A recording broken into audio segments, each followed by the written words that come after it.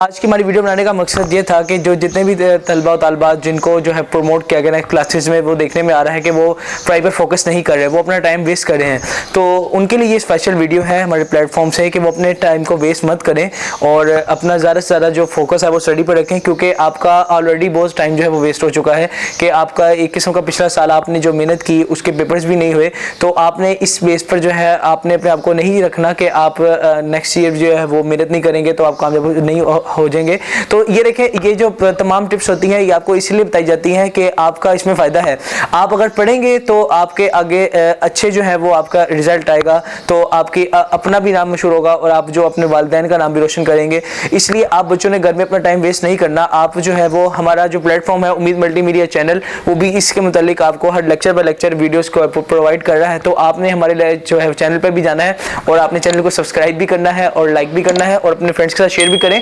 ताकि हमारा जो असल मकसद ये है कि जो हमारे देखने वाले व्यूअर्स हैं, बच्चे हैं, तालिब इल्म हैं, जिनका जो है हर्ज हो रहा है, हमने 9 क्लास से जो है उसका आगाज़ कर दिया है। तो आप तमाम तलबा और तलबात से गुजारिश है कि हमारे चैनल पे आएँ, हमारी वीडियोस को देखें भी, ताकि आप जो है हमारी हर जो वीडियो है उससे मुस्तफ़ीद हो सकें और अपने जो आपका स्टडी का जो आपका हर्ज हो रहा है वो आपका ना हो और आप जो है वो अपने